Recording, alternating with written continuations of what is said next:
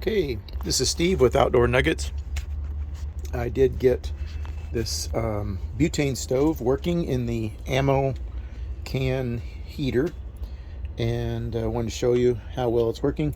I had to get a what they call a high flow adjustable regulator and a few different fittings. The local hardware store didn't have the exact hose I needed, so I had to get some additional fittings. Let me get this open here. Open. I don't know why it's not opening. There we go. Now it's opening. Sorry, a little bit. Okay, so right now I'm using the stove as like a riser, so I don't have legs for the heater yet. It will have legs. I'm actually selling the wood stove, so I can get a bigger wood stove, a large version. But just to show you this light, I have this valve here all the way open. I've been just turning off the gas at the tank, and I have the regulator set from where it was this morning. So I'm going to turn on the propane tank here. This is the adjustable regulator that I got, and had to use some you can see the fittings there that had to be adapted, but I'm going to turn the tank on right there, and then we're gonna there, so it just lit, no problem. I like using the barbecue grill lighter just to be a little easier, safer type thing.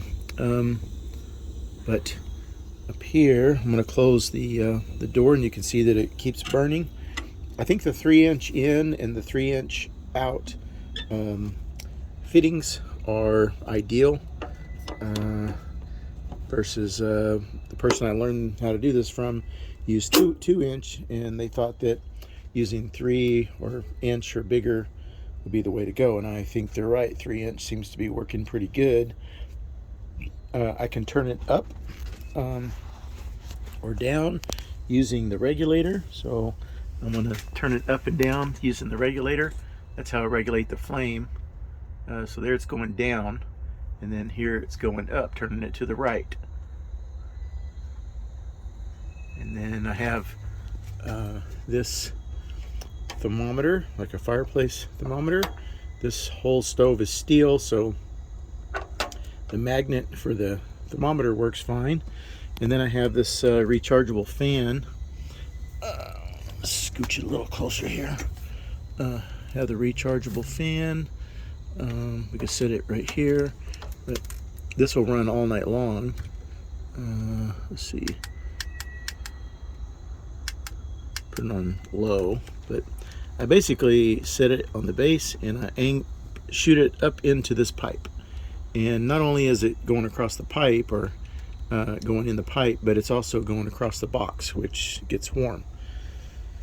So this is all vented to the outside, and there should be absolutely no carbon monoxide making it into the space. I never saw this rise above 100, so that tells me that very little of the heat that's being made is actually going out the exhaust, because this does get warm to touch. It's already warm right now, but it doesn't get crazy hot like a wood burning stove. A wood burning stove is supposed to burn between 300 and 500.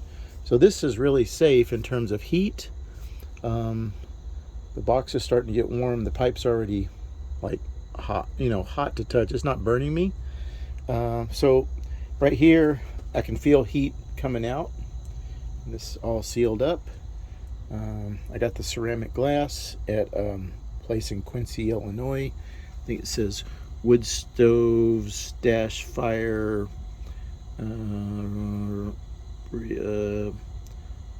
fireplaceglass.com. Ceramic, so it's a good deal. $46 included postage. The ammo can was $20. My little stove in there that's converted to propane is $29 at the small hardware store here in the small town I live in. I know you can get them cheaper. It was just convenient. I think each one of these fittings was like $7 or $8 plus postage. That goes from your Lindo fitting, which is butane, to your 1 pound like Coleman propane tank fitting to a 3/8 flare, and then they didn't have 3/8 flare on the hose, so we had to get some fittings here to convert that strange fitting to 3/8 flare. And yeah, so that's what happens when you live in a small town. You don't have as good of a selection of fittings. So this pipe here was $9.99 at O'Reilly's. It's a really safe and compact little, small space heater. Once I get the legs on it, I will be routing a 3-inch dryer vent to the outside, and then it will not be consuming any oxygen from inside my space. So that's it. The vented MO box heater, DIY. This is a prototype, just still getting familiar with it. I would only run it this high if it was actually really cold. I'm going to turn it back down.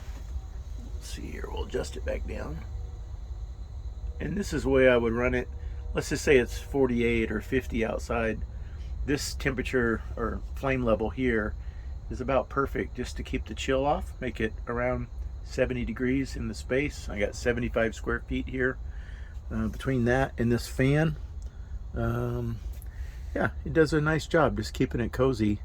And what I've experienced is building a wood fire in this medium Woodlander was basically too much heat for a cool evening when you just need a chill chaser. And this here is a nice, safe chill chaser.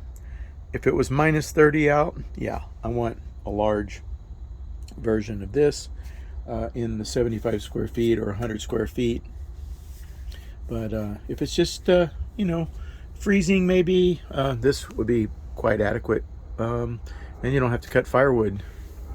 So hope that helped you. If you got any questions, leave them in the comments. If you got any suggestions, if you think of a way to make it better, send me a comment. Let me know. I'll share them, try it out, share it with other people, give you the feedback.